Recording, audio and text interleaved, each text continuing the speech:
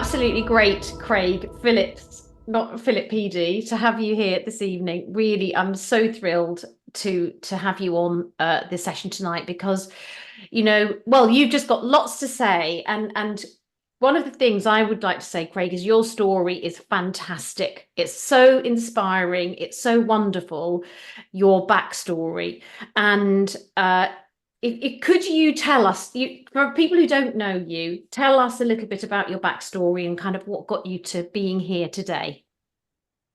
I'm ex-military. That's my background. And I got involved in property when I came out of the forces.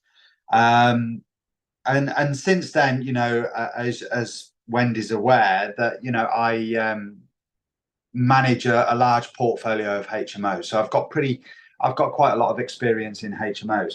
And I've gone on to rehoming homeless veterans and all things like this. These are the things that I enjoy doing now. But mainly, and one of the reasons why I'm here this evening is to discuss how we can save a lot of money on our energy bills for within the HMO industry, and I think that's a topic that would be good for a lot of people to hear. I totally agree. And I think it's amazing what you've done. And we're going to come on to that and talk a little bit about what you've developed, what you've been doing, and this device that you have sort of helped to manufacture and the input there. And I think it's really amazing, Craig, what you've done. Now, Craig is humble. He does not want to blow his own trumpet, so I will have to do it for him. Craig fails to mention that, he's got a very powerful story, and coming into property, that story of his experiences in the military really made him realize how important housing was for people, good quality housing, and that you can be going through all sorts of things mentally, emotionally, and if you've got a nice house, it can make the world a difference. And so Craig's ethos has been to make properties that people want to live in, they like to live in, and that are good for them to live in, so that they can flourish.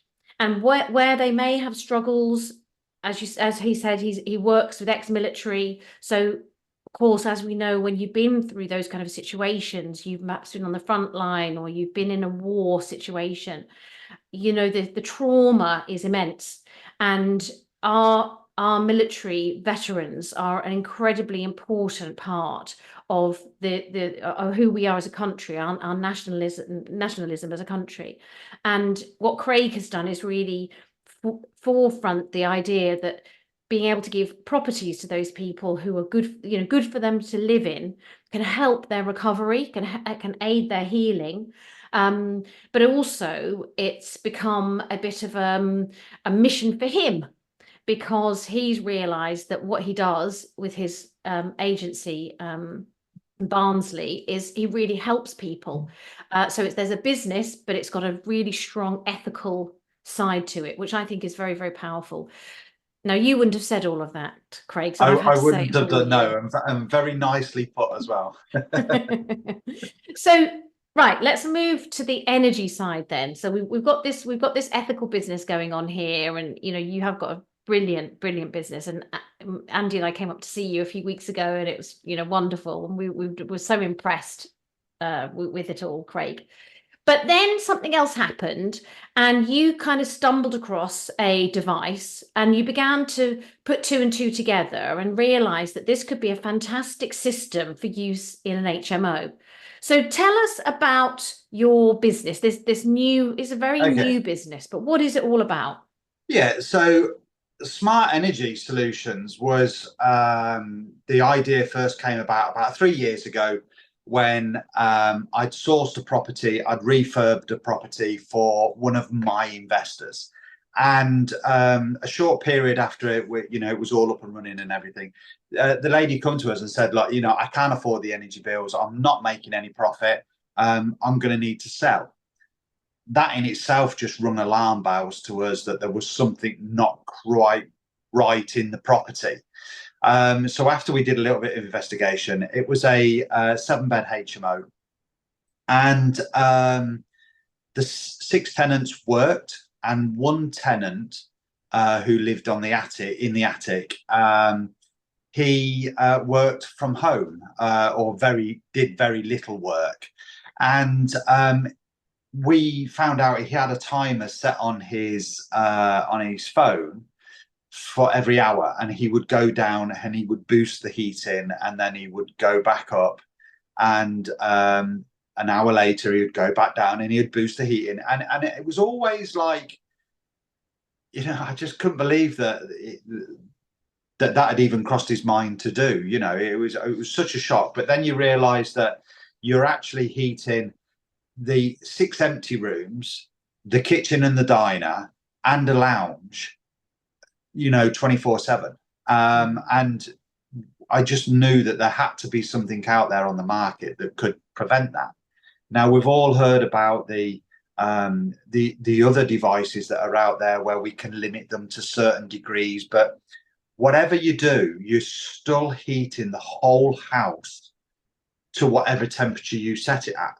And that was what we were trying to figure out a workaround on, how we can maybe just, for instance, heat the room that only the tenants are in. And that's where it kind of like started. And there was a lot of to-ing and fro-in from an idea that I had to a device that I found in America, to the agreement to have it sent over to China to be integrated with other devices. And then along came the smart energy solution. And then we built on it thereafter. So basically, all that happens is we have a human detection sensor. Now, it's not a PIR, it's a device that fits into the ceiling of a room, and it will detect somebody breathing. So, somebody in bed asleep, it's the presence of the human that it detects. So when you walk into a room, the heating is automatically turned on.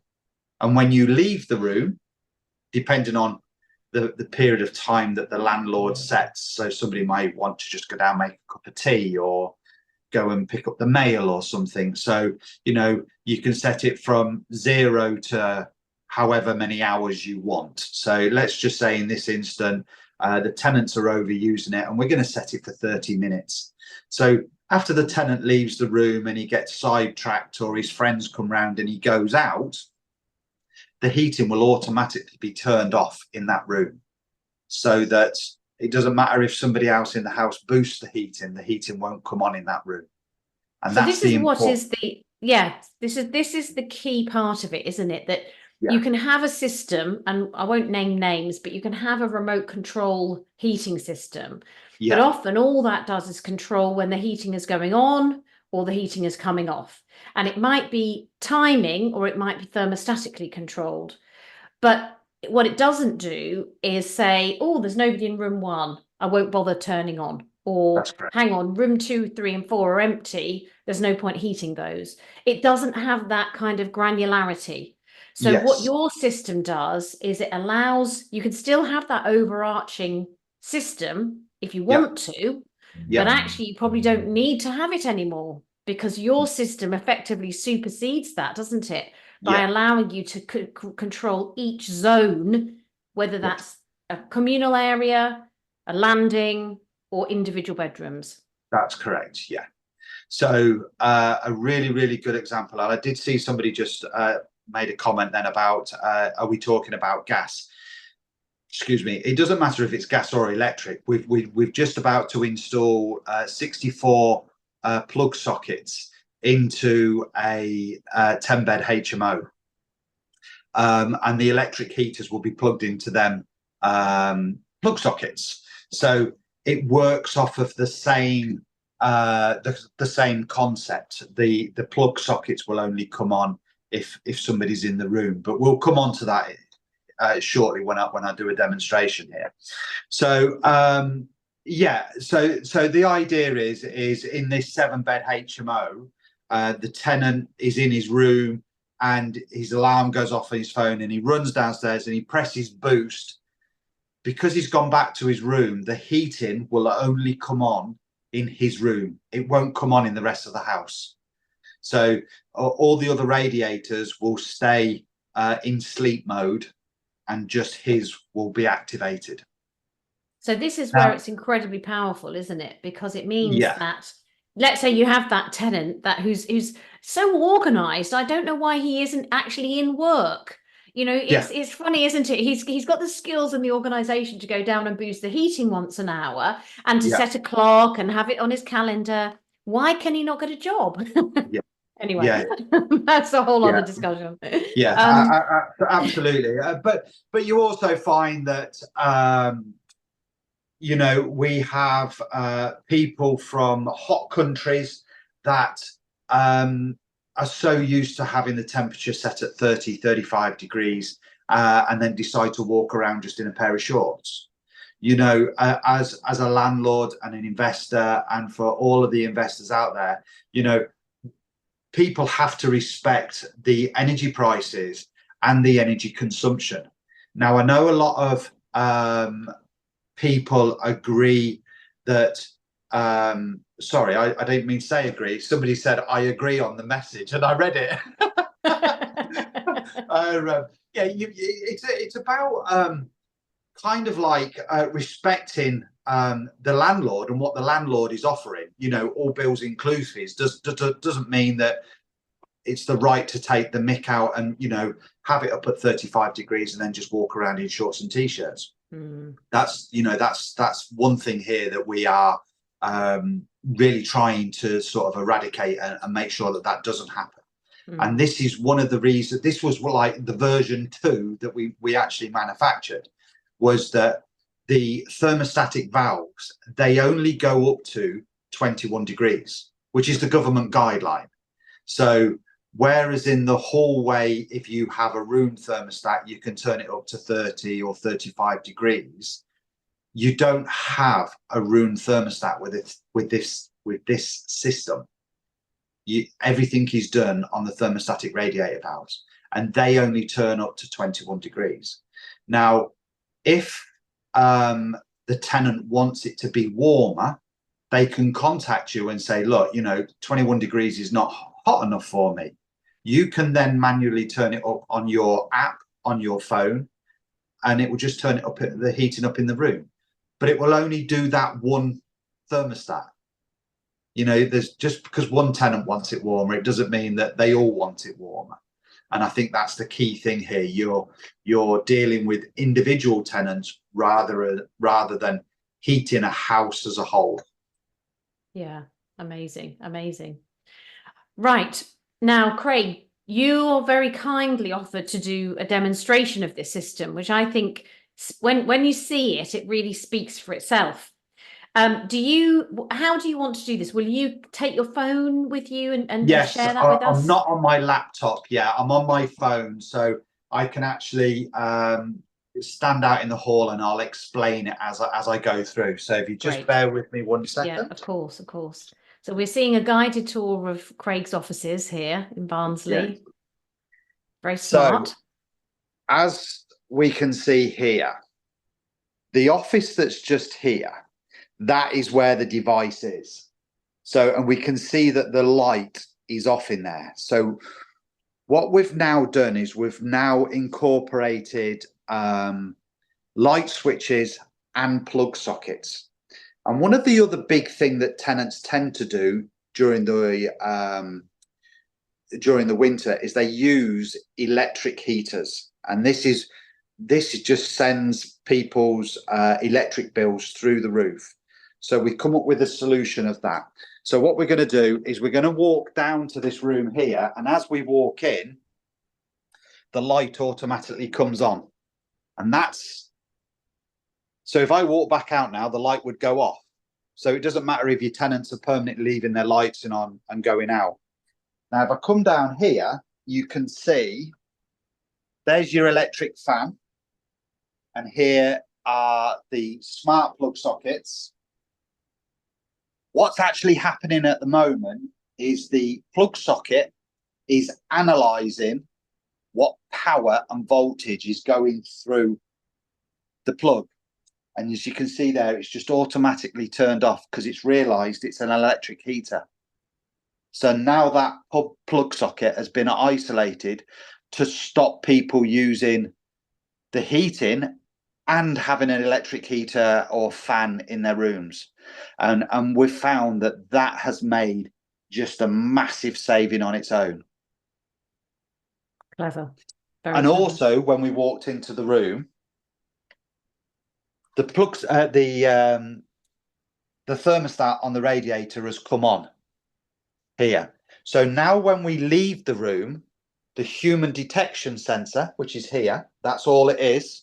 I've put it into the wall for demonstration purposes, but that does go into the ceiling. So the And it's very discreet, isn't it? I mean, yeah, we've seen absolutely. it's just like a little white, thin, narrow plate. Yeah, it's even less discreet than, sorry, more discreet than, say, a.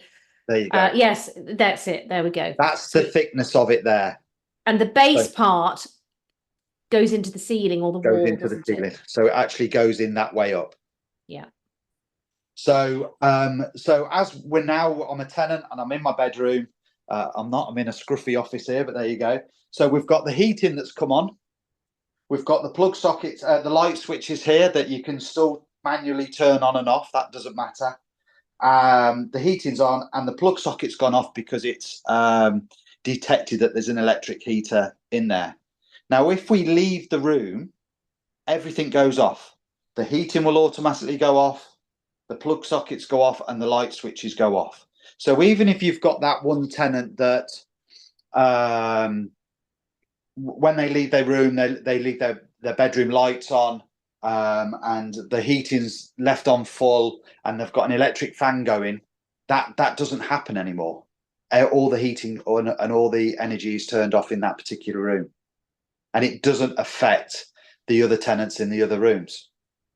Yeah, and that's the key thing here. So also on the windows as well, if the tenant is in the room here, and I'll just quickly demonstrate that. I don't know whether or not you can see the numbers on there, but that says on there, but you can see it only goes to 21 degrees. So they can't turn it up any higher. Mm-hmm. Now, if I go onto the app on my phone, I can turn it up to 25 degrees or even 30 degrees. And then the tenant will be able to do that. So we're just thinking about how we can save the energy consumption rather than look for cheap energy. And I think that's the key thing here. So if the tenant has got it on at 20 degrees and he thinks, George, you know what, like all tenants do, it's a bit hot in here. I'm not going to turn it down on the radiator. I'm going to open the window instead. It turns the thermostat off. And then when they close the window, it automatically turns back on. Very, very clever. And I think that's one of the big, the excellent things about it, Craig, is that when the tenant opens the window, the heating turns off. And I love that. Yeah, absolutely. I mean, where my office is, literally only 400 yards up the road is that's where all our HMOs start. And you can, if I drive home that way tonight, I'll see all the windows open. And the heating will be, the boilers will be chugging away in the background. And it's absolutely crazy. Not so much anymore. We've got, how many are we installing tomorrow? We're installing over 50 units tomorrow across 4 houses. So, we're starting to get around our portfolio now.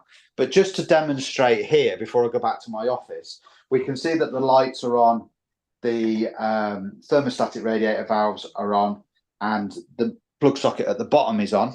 If I now leave the office, and you will eventually see, I've got the sensitivity quite high, so it will take a few seconds, but it will realise that I've left the room, and the light will actually go off, and it will turn the heating off. There you go, it's gone off there. Mm-hmm. So it doesn't matter. Now, to demonstrate that it's a human presence and not motion detected, if I actually don't go back into the room, but just get close, to the other side, you can see that the light's just come on and it's gone off. So it can detect that I'm near it rather than, there you go, it's come back on again. And I'm not even in the room. So that's that's how sensitive it is. Now, the idea there is that you, the landlord, can control how sensitive you want them to be. If you've got a really large room that you want to put them in, then there you go. It's just detected me moving my hands. It's because I've got it set to number 10 on the sensitivity. But you can, you have full control, and that's what we've tried to do, which is give the control back to the landlord rather than the energy companies sort of saying, right, we're going to put you a thermostat in and we're going to put it in the coldest part of the property, and you're going to have to heat it to 21 or whatever degrees to try and even consider getting a hallway by the front door to 21 degrees. It's just crazy. You know, it's madness. So this is why we do each individual room. And sometimes what you find is that tenants say, oh, it's so hot in my room. It's so hot in my room. Even, you know, I've turned the thermostatic radiator valve down and I've opened the window and my room is still too hot because the rest of the house is also boiling up because the thermostat that's based in the hallway is uncontrollable, and it just comes on and off and it heats up to 21 degrees, but it actually could be about 26 degrees because, as you say, the hallway is cold. Absolutely. And one of the other things that you can do, you can monitor on the app, and that is you can see the heating patterns. So if I went onto the app now, I could actually see what the temperature is in each of the individual rooms that we've got it installed in. And you tend to find that the rooms in the attic or on the first floor, sorry, that area generally is warmer than the ground floor. So maybe only the ground floor rooms, the kitchens, and maybe 1 or 2 bedrooms need the heating on, and the others actually don't, because the ambience temperature in the rest of the property is fine. Yes, exactly, because heat rises, so that would be you'd expect that. Tell us about the communal area. So in let's say you've got a large kitchen diner, for example. How does this work in a communal area? It can work exactly the same. Now, what we've got to remember is that you can set a maximum temperature, which we've already discussed, of 21 degrees, because that's the government guidelines. But you can also set a minimum temperature. So let's say, for instance, people want to sit in the lounge and watch a film, and they want to be nice and comfortable, but they don't want to go and sit in a freezing cold room until it warms up. You can actually set the minimum temperature slightly higher in there, but it works along the same concept as well.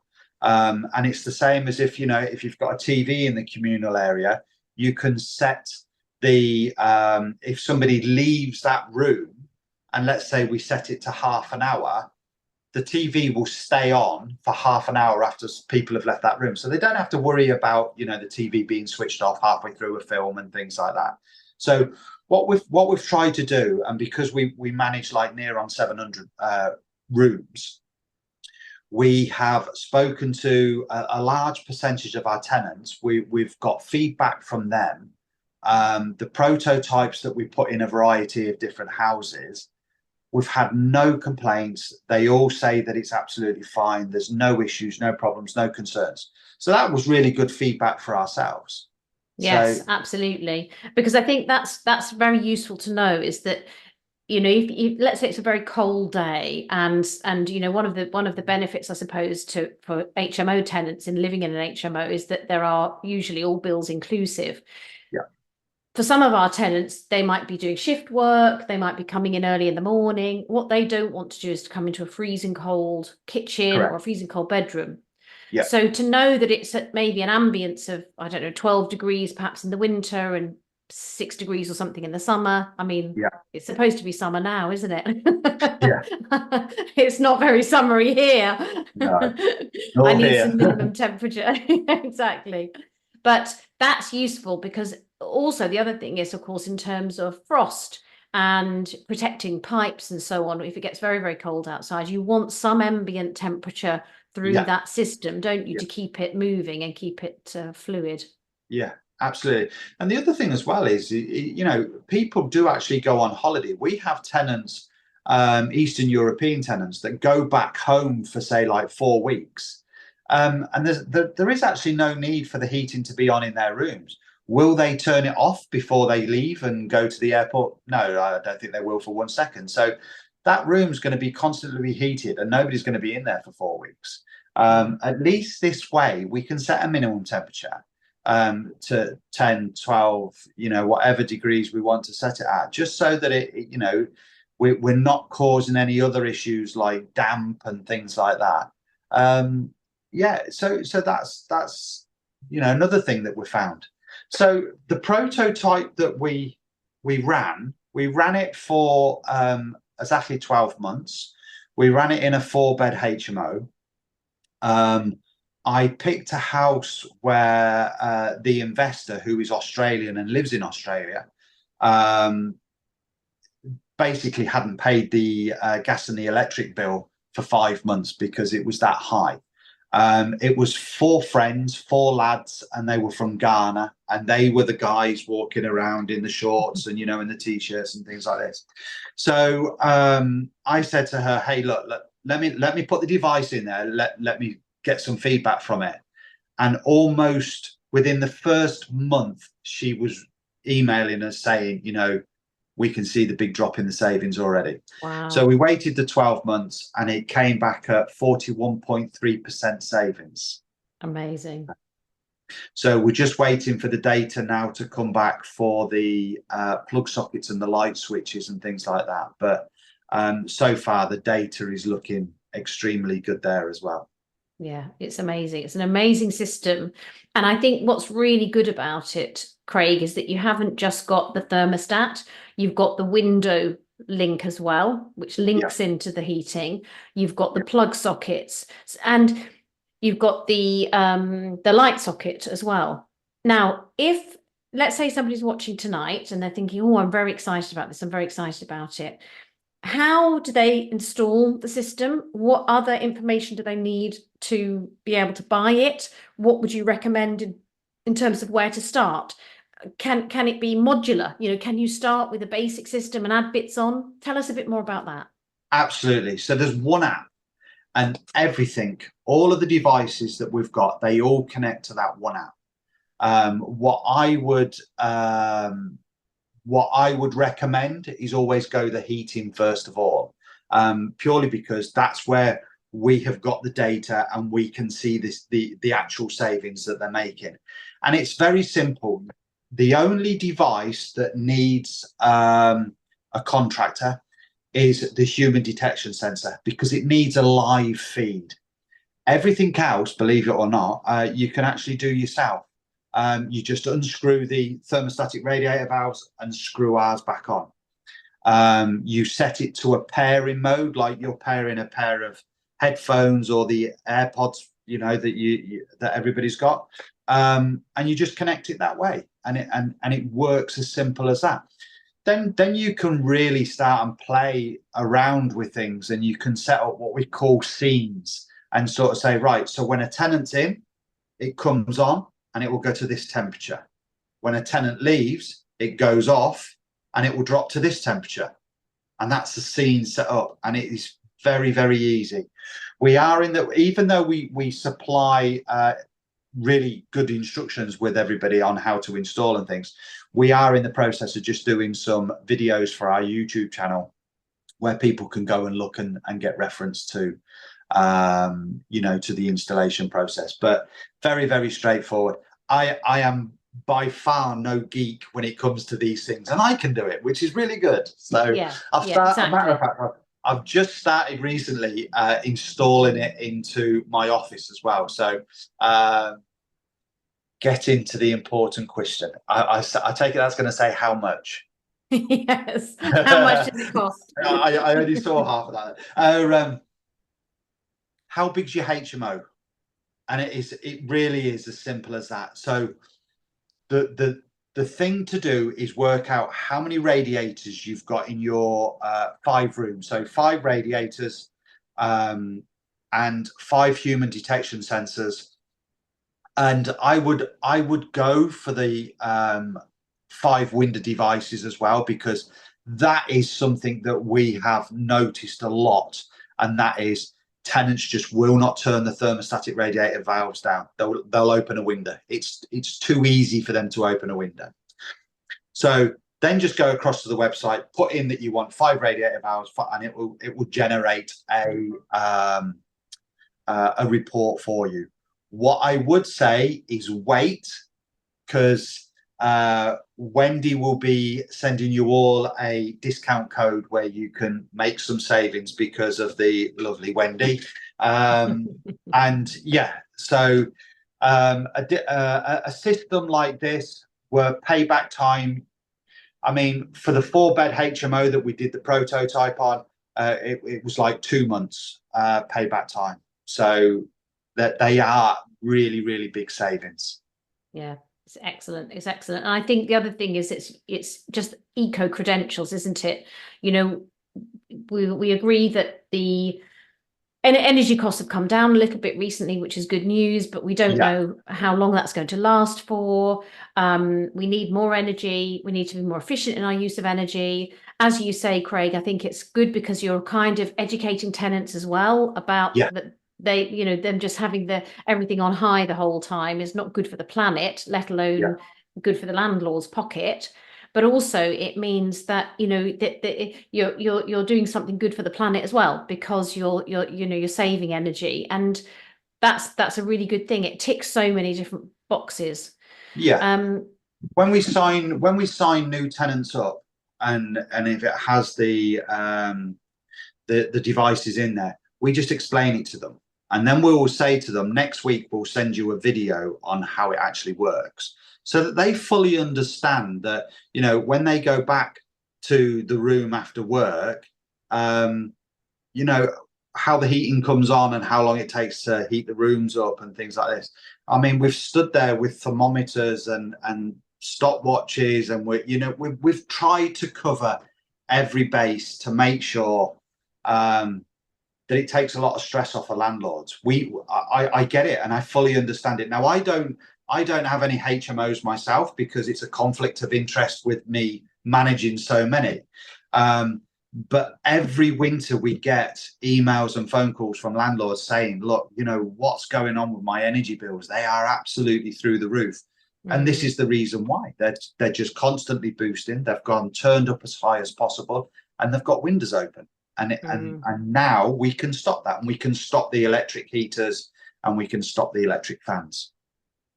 So good question here from Neil. Presumably you use your system instead of some of the other ones that could, you know, remain anonymous, but the ones that you control via an app on your phone, remote controlled, etc. You don't really need one of those anymore, do you? That's it. No, you will make that completely redundant, because we're not heating a house, we are heating each zone individually. So each bedroom, each lounge, kitchen, it will all be done individually. What's the point of heating a kitchen when the house is empty for the day, and it's probably only getting used in the evening?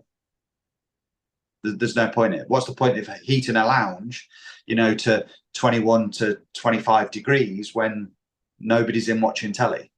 You know, my wife loves this device. You know, before we used to boost the heating, and she'd turn it off and say, no, put a jumper on. Okay. And now we sit there nice and comfy, because, you know, okay, my children have all left home, all 4 children have left home. So we've got 4 empty bedrooms, but now the heating will only ever come on in the lounge when we're sat in the lounge, because we don't have our heating on in the bedroom. As soon as we leave to go to bed, the heating goes off in the lounge, and it doesn't come on in the bedroom, because that's how I've got it set.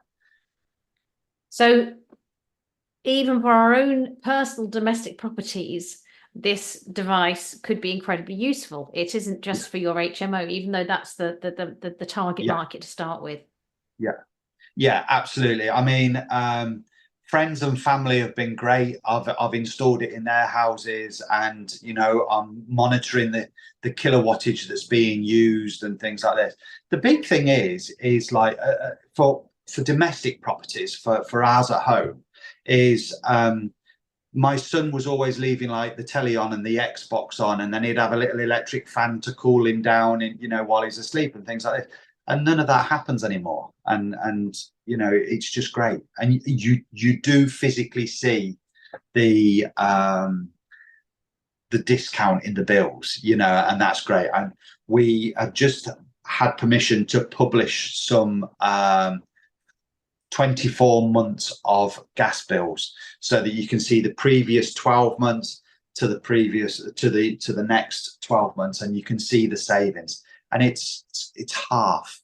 It really amazing. Is. And presumably also then when you go on holiday, again, thinking about your own domestic residence, when you go on holiday, you don't have to go around the house switching everything off, because effectively if you've got things plugged into those plug sockets, except for things that you might need to carry on running, like the fridge and certain maybe IT systems or things like that might need to be still running in the background. But a lot of things when you go on holiday, you go around the house switching things off, don't you? But you don't need to worry about doing that anymore. No, absolutely not. And if you forget to do something on your domestic house, you can just go onto the app and you can say, right, turn that plug socket off, turn that plug socket off, turn that light switch off, and things like this. And a lot of these devices can be used as security devices as well. So for the window devices, you can use the window devices on the doors, and it will send you a notification when the door's been opened. Very good. Yeah, very good. We're trying to yes, you are right, Wendy. I think HMOs and how I can help landlords and investors save money. If I'm saving landlords and investors thousands of pounds every year, then they've got more money to invest with me. And that's what we're doing here. We are being very conscious about how much energy consumption we are saving. So much so, and you know this from a conversation that we've had, one of the big five have already approached us to buy it out, to shelve it, because they know that it's going to be 1% of the HMO market was £759 million saving a year. Yeah. So we're not talking little figures. Now, can I ask a very quick question about when is the best time to install it? There's a few people on the call today who are currently doing refurbs. Yeah. Is now the right time for them to install it? Is after they've done the refurb? Can you put this in after when your HMO's up and running? It's been running for a couple of years. What's your advice? Yeah, so what we're doing at the moment is, obviously, because I've spoken to all of my landlords and my investors, and I have personally spoken to them and taught them through it. We're installing in them now. So that is, am I looking for investors? So yes, you can install them when you are when you've got tenants in. We tend to find to put the human detection sensor in probably takes about 10 minutes, and it's literally unscrewing and screwing another thermostatic valve on. Yes, I personally would install them whilst the refurb is going. Whilst the refurb is going on, purely because you can get your electrician, as he's doing his rewire or putting his smoke alarms in.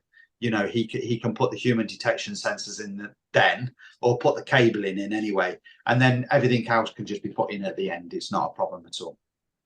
Great. So an electrician you need for some of it, because I'm just thinking you've got a team, you're doing a lot of these already at the moment. Yeah. But if somebody, let's say it's on the south coast or a long way away from Barnsley, it's going to be a case of finding an electrician who would be able to fit that key sensor part, and then the other bits can be done by somebody who's perhaps less qualified, saving some money. An electrician who carries out an EICR, he would be quite capable of installing these. Now, what we have been doing is installing them next to the smoke alarm in the bedrooms or in the kitchen or in the lounge kitchens, wherever, purely because there's a live feed that comes off that. And all you're doing is you connect it to that live feed. And that's why it takes so little time. It's a 78 mil core hole, and you put it in. They're on springs, so they just hold themselves into the ceiling. So Fantastic. really, really simple. Fantastic. Now, Craig and I have been talking for a few months about the device. As I say, Andy and I went up to Barnsley to see it in action. We've sat in his office. We've been into his demonstration area, and it's marvelous. It's absolutely fantastic.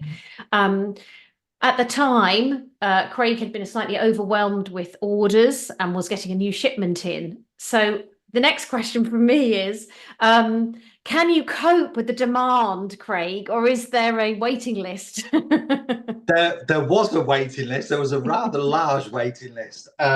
Yes,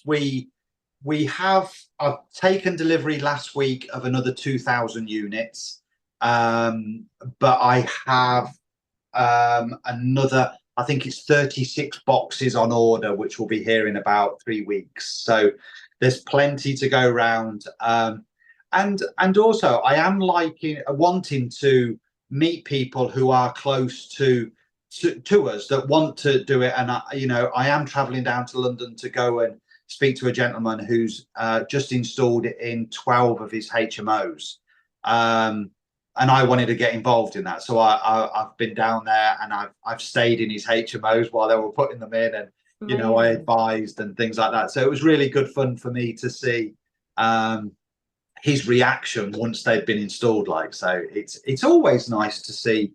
I think it's hard to explain it verbally, and this was a conversation we had this afternoon about doing slides and things like that, and that's why I wanted to do a live demonstration there.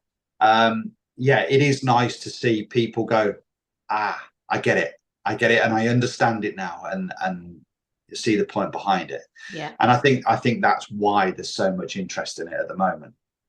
I think also the app is very powerful. Now, obviously, because you're doing this on your phone, you can show us the app, but the app is a very, very good interface. And I think for a lot of people, that's where it all comes together, because you can see what devices you've got. It's very easily laid out. You can control it very easily. So you as the landlord have ultimate control of that property in terms of the heating, the electricity, etc. Now, I think one of the big things that nobody's asked, and this was really, that surprised me. So what happens if they disconnect anything?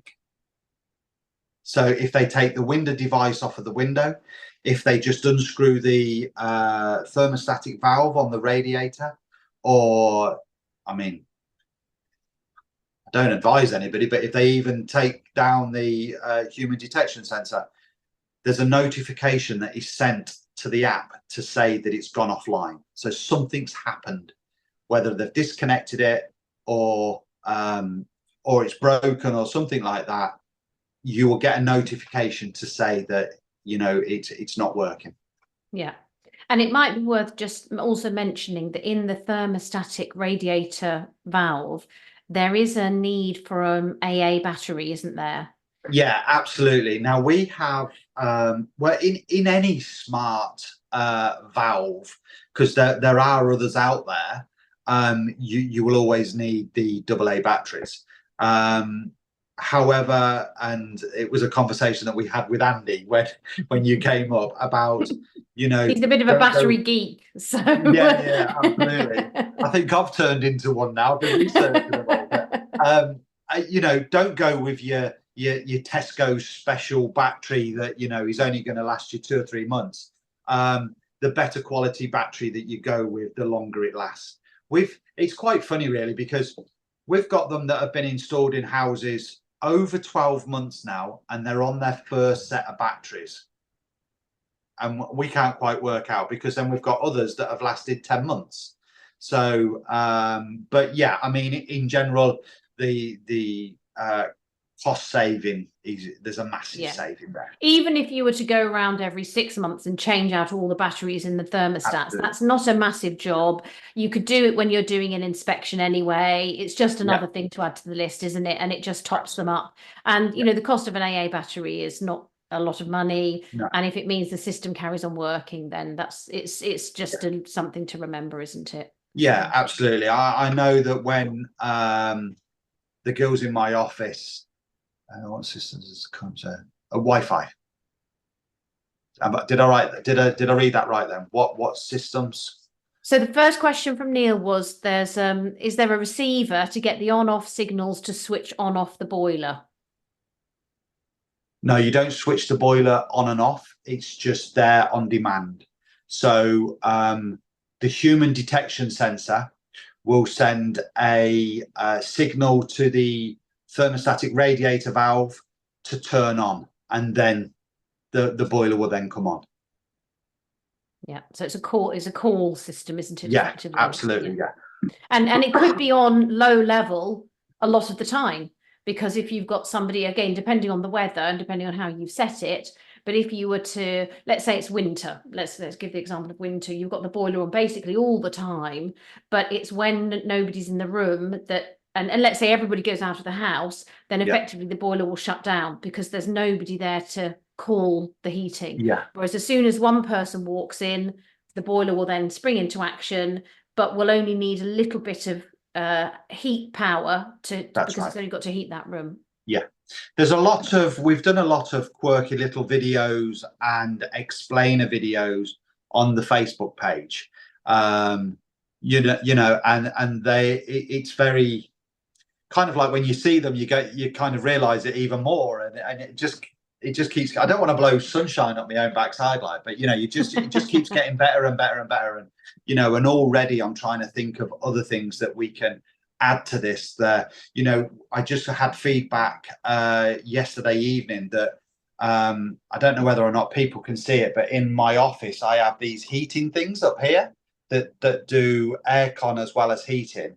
We've now got a device that can connect to them that will turn the heating on and off in them with preset temperatures. So if it's over a certain temperature in my office, the aircon will come on. If it's under a certain temperature, the heating will come on. So again, we're just trying to think of different things like that. Amazing. I mean, I think it's an absolutely fantastic device, an amazing invention. And I think it's great for HMOs. And, as you know, Craig, I'm a big fan and I'm very excited about it. So, and I have yours in my office ready to post out to you as well. Oh, goody. I was wondering when you did say that.